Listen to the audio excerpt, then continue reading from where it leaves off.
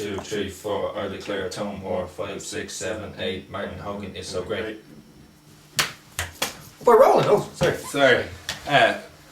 So, we just had an interesting conversation with Martin Hogan about Caravaggio and his work. But now we're going to look at A bit of Velázquez. Velázquez. Why Velázquez? That's a good question. Why Velázquez?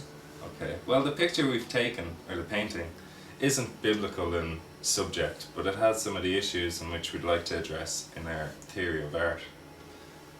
One, perspective is a very, very important thing. Just like in Caravaggio, the perspective. What is the viewer, what is their perspective, and what is the painter's perspective? This painting challenges us in every single way that is almost imaginable. It has an infinite amount of interpretations and is probably will still bring up new conclusions to new viewers as time passes. To me, it's like the equivalent of Ulysses, the James Joyce Ulysses that is. I don't think we'll ever understand it, but we'll make a try. So the painting we're looking at the moment is Las Meñas by Velázquez. Las Meñas means the ladies in waiting, or otherwise known as the portrait of the family of Prince Philip II of Spain. Yeah. Next. Or the fourth. It's a complicated picture, as we've mentioned earlier. I'd like to draw your attention to the image of the king and queen at the back of the room. Some have taken this to be a portrait of the king and queen put into a portrait about painting the king and queen themselves. So in actual fact it's kind of a story within a story. Indeed. So others then have taken this to be a mirror at the back of the room, and the perspective that Velázquez gives us is their perspective of seeing themselves in the mirror, which adds to a sense of illusion. Oh, speaking of illusion. Gotcha! Mirror.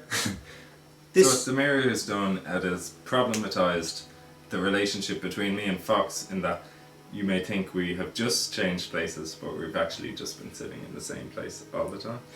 This is the exact question we ask ourselves when looking at the Velázquez painting. What actually is going on? Where are the king and queen?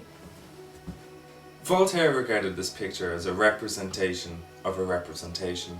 This is enforced by the idea that due to perspective, we see Dali, or Velázquez, painting a picture with himself in it while he's painting. The question is the portrait he's painting what we actually see, or is it the image of the king and queen themselves? Can the eye look at itself? I don't think so. Can the eye really look at itself? Beautiful. That is poetry. That is poetry. So, something that the mirror represents, or the image in the mirror, is actually what Dali is, or Velázquez has drawn on the portrait in front of him, which is hidden from our perspective. I personally think he's going to be a mathematical genius to be able to organise the angle perfectly myself, but that's just my opinion. Or should we stick with the illusion, given our flawed perspective, that this image in the mirror, if we're taking it as a mirror, is just the reflection of the king and queen themselves, and not the representation that Velázquez has put on the portrait? I'd like to put a metaphysical taint on the whole thing.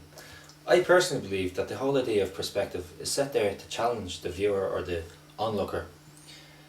Not really about earthly things, but to kind of strike questions in their mind about more godly things.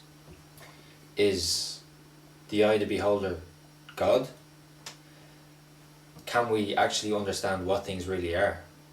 Because what was the poet? George Herbert once said, God gave us every ability except that one final thing, which was absolutely knowing everything. I personally believe that the confusion presented within this painting is proof of our humanity. Proof that we don't actually know anything and we can't know everything, and we just only really puzzle and just keep asking questions. Yet, however, I believe that the painting Humanist. forces us to engage and think about it rather than taking these things passively as we normally would in everyday life. We look at a day in the court in a different light, and Velázquez gives us a perspective that challenges us yet draws us in to ask questions.